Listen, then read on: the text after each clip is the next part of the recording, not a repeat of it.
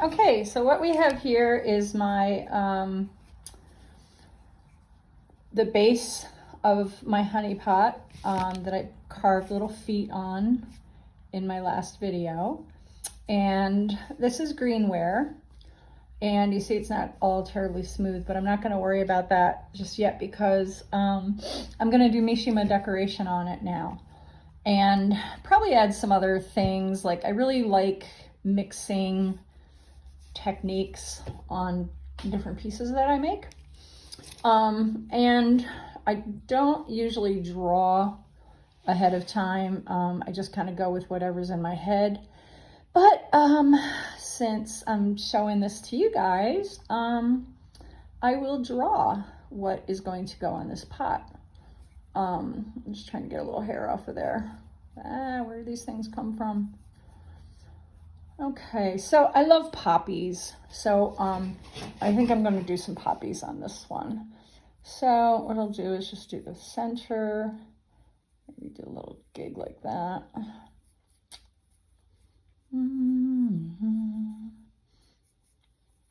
What's not to love about poppies, right? I'll do a little thick. And I think I have some 3D leaves that I might even use for this. When I went to France in 2012, I got to go to Normandy, and I was finally able to make sense out of the poppy thing when I was growing up. As a kid, there would always be, whenever like we were at the mall or grocery store or something, there would always be veterans, you know, old guys at Veterans Day or whatever, out handing out little paper poppies. And I never really made the connection until I went to Normandy and saw the poppy fields, and then realized it was a symbol of World War II, of all the Americans that we lost there, and also the British. Oh, it was awful. So many lives lost.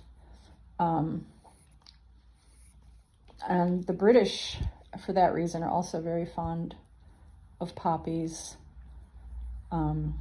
They had a thing a few years ago where a moat at, I don't know if it was at Windsor Castle or some castle over there, they called it Armistice Day over there, was entirely filled with poppies, all like flowing down the side of the castle wall into the moat. It was just incredible and beautiful to honor all those who fell at Normandy.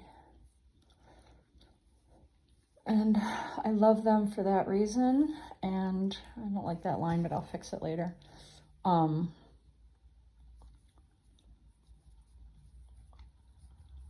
So, you know, when I add them to my pots, when I add the poppies, I like to feel like I'm adding to that remembrance of those people who sacrificed so much for the rest of us. So I'm going to put some little buds in here. Can you see it?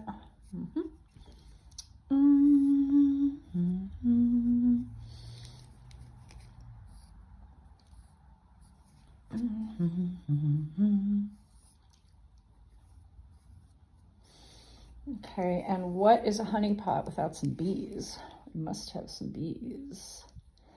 And I think these bees might even end up being 3-dimensional, but I'm just going to put like a placeholder for them. We love bees too. They do so much for us. Pollinating plants, giving us delicious honey. For this pot, could also just this could also be just like a sugar bowl, you know. It doesn't even have to be a honey pot. I'll put it down here.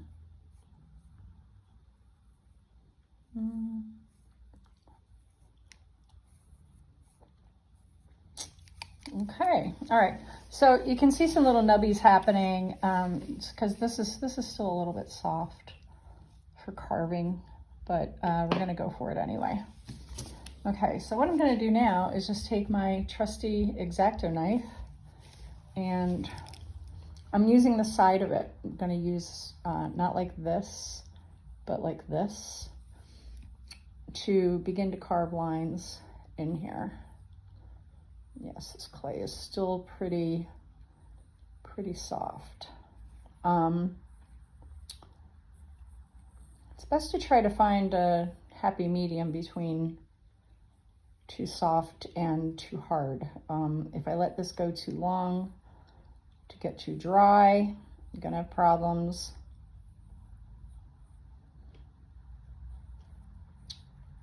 But too wet can make some problems too. So you see it's getting these little clay boogers. And so, excuse me, we're gonna want to let this, after we get done cutting into here, we're gonna want to let this dry a bit before brushing off these little nubbies because they're wet. And if you go to brush them off now, they're just gonna mush right back into your lines. And we don't want that. We want our slip decoration, or our colored slip, to go in there.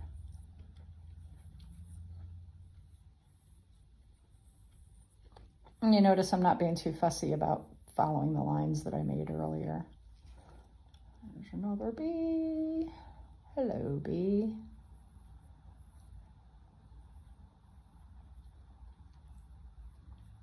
I do my pencil lines just as a, this is a sort of guide as to what I want to do and where I want to put things.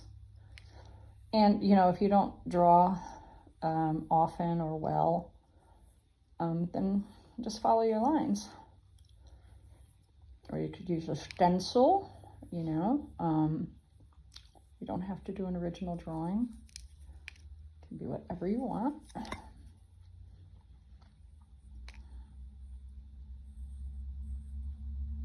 I think I'm gonna put some 3D elements on here too. I probably put way too much work into these pieces, but okie dokie. So now that we've finished all of the carving on here, I've gotten my handy dandy paisley, serrated paisley tool, and I'm gonna use it to make just a little additional texture around the flowers and maybe in some of them as well. So all I'm gonna do is go like that. And yeah, just gives a little more movement, life to what's happening here.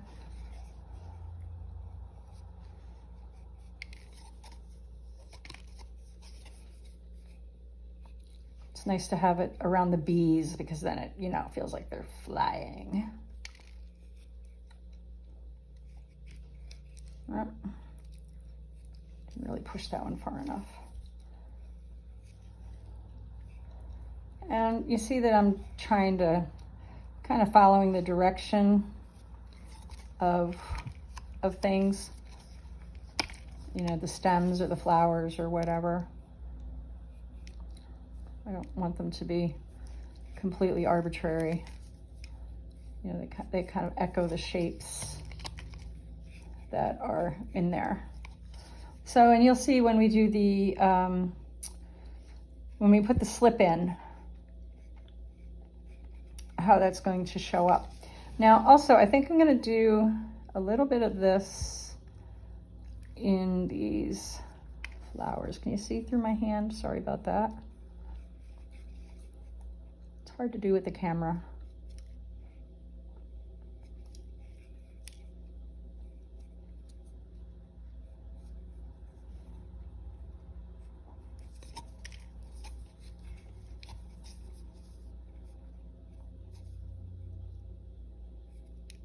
I'm just using that little tip there on the side.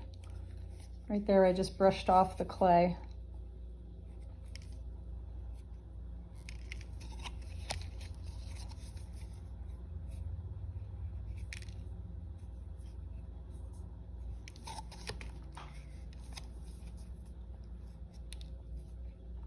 Don't want to do too much.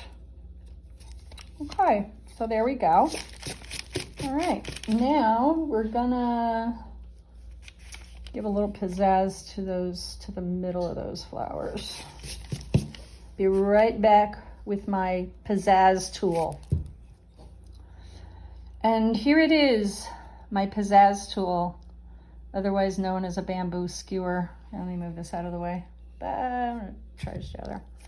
Yeah, bamboo skewer, pointy on one side, flat on the end. I'm gonna use the flat end to make the pizzazz.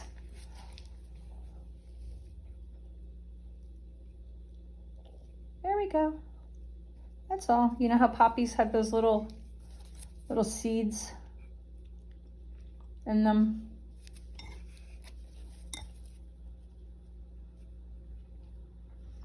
Now, I've never done this on any of my other poppy flowers. It just came to me now, and this is pretty much what I do. I don't like do production and make a whole bunch of the same thing. Like, uh-oh, that one went way deep. Okay, see how that is on the inside in a minute. I've been a painter a lot longer than I've been a potter, and you know, whenever I make a painting, it's a one-of-a-kind thing. So, you know, I look at I look at making a piece of pottery the same way, because, you know, this shape here that I made is it's a white stoneware, and so it's my canvas. And so I look at each piece that I make as like creating a unique painting. And yep, we got that little boop in the middle inside there, so I'm just gonna push that out. Okay, so I'm gonna put that aside, and I'm gonna roll out a little slab, and then I'm gonna show you how to make a really cute lid on this puppy. Okay, see you in a bit. Okay, so it's I think it's been a sufficient amount of time for these little boogers here to dry. So what I have is just a soft paintbrush. You can use any kind you want, probably synthetic. You know, don't want to use anything too hard because it's going to make lines on your piece. So what I'm doing, as you can tell, here comes Zimmy, the ceramics cat. He's biting my elbow, Zimmy. Okay, so anyway, you see I'm doing it kind of around, and sometimes I cut on the side a little too much. So, but I'm not going straight up and down like that. I will at some point, but to get most of it off to start with, going kind of sideways with my brush, because then that's not pushing it back down in the holes, or in the lines, I should say. That just did. So you gotta be careful with this stuff.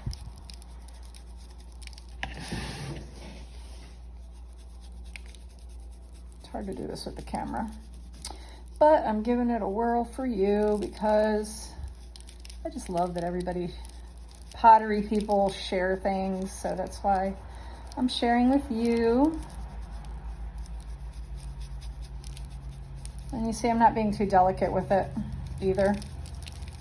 You hear the little things falling off. It's like a little clay shower on the newspaper. Okay, now I'm going a little rougher, going around in circles.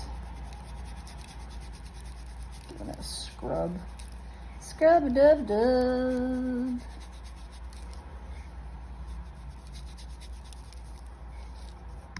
Too much there still. Okie dokie, now get my X-Acto knife. Okay, so we've got some hangers on in here. So I'm just gonna try and get the big ones out, especially around this guy. Cut it out, man.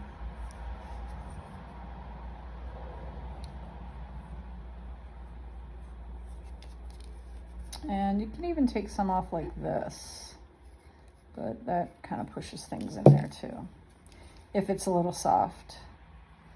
So again, this is still a little bit soft to be doing the Mishima with, but I was in the mood to show you. So I'll show you just how we get around these little things.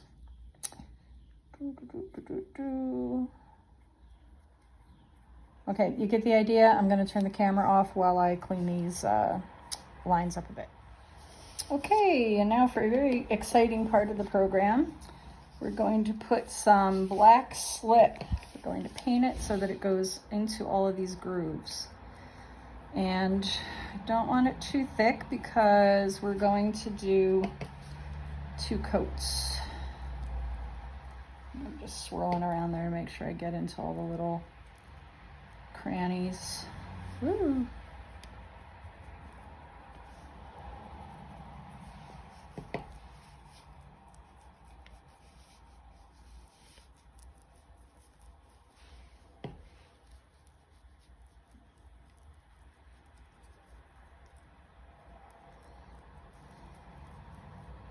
Don't worry, we're going to be wiping this back off.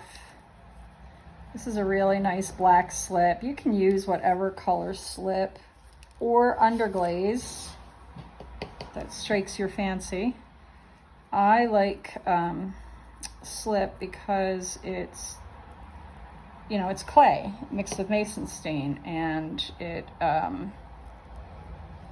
fills the gaps, you know, fills up the holes more.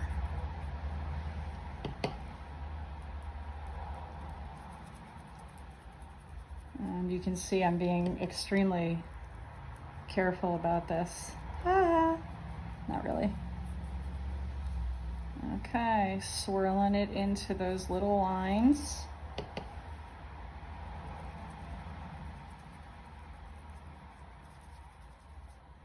I know I said we were going to do a lid, do the lid next, but I lied. Because I actually wanted to get to this to be sure that this bottom didn't get too dry on me to do the Mishima. So the lid is going to be another video because it will, you know, it'll take a little bit more time. And we only have so much time to watch a whole video on YouTube, right? If we're Potter, we want to get in the studio, we just want to get the gist of it and get to work, so. I'll put that in another video. Okay, so we're gonna let that dry. When that, you know, gloss is off, when it's like kind of, you know, a little pale, we'll give it a second coat. I missed a spot there. And you see my chop there at the bottom. I also want to put some there in my chop so that sticks out a bit. Sometimes it doesn't stamp all that well, like the little house in the middle there, but oh well. There we go. Okay, all right, I'll see you back in a bit. So yeah, we're gonna let this dry. It's probably gonna take maybe about a half an hour to be fully dry, and then put that second coat on, and then I'll come back and show you what we'll do next. Okay, so what we have here now is a bunch of pieces that I have put the black slip on. This is the driest though. This is the one we started working with, so I'm gonna show you what's next. So I have my sponge and I have some water that I've already rinsed the brush in, and that's okay because it's going to get very black. And I decided that actually 1 coat of the slip was sufficient because it's very, very black.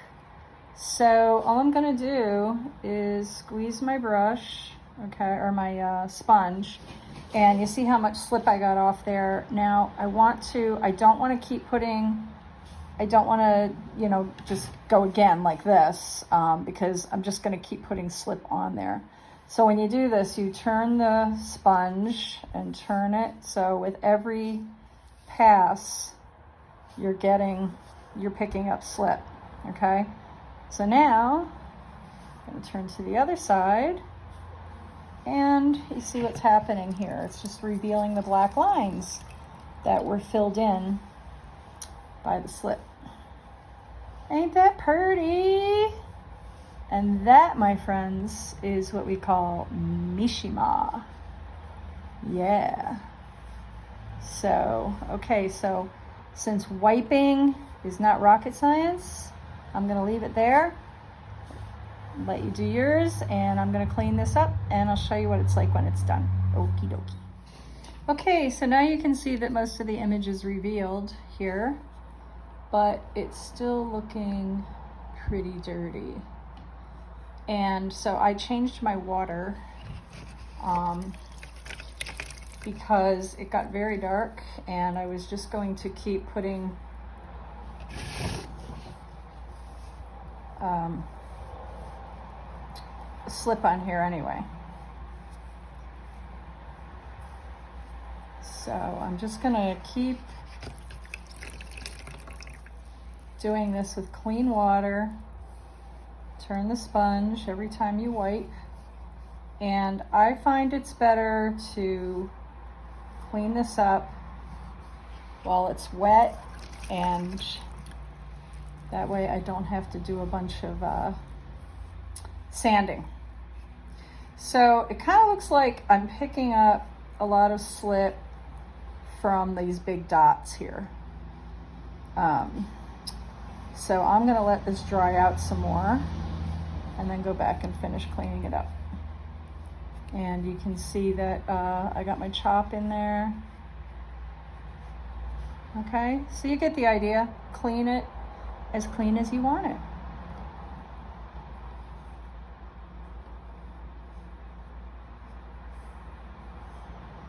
Okay, next video we'll be making a lid for it, and after that we will bisque fire it and then do the underglazing.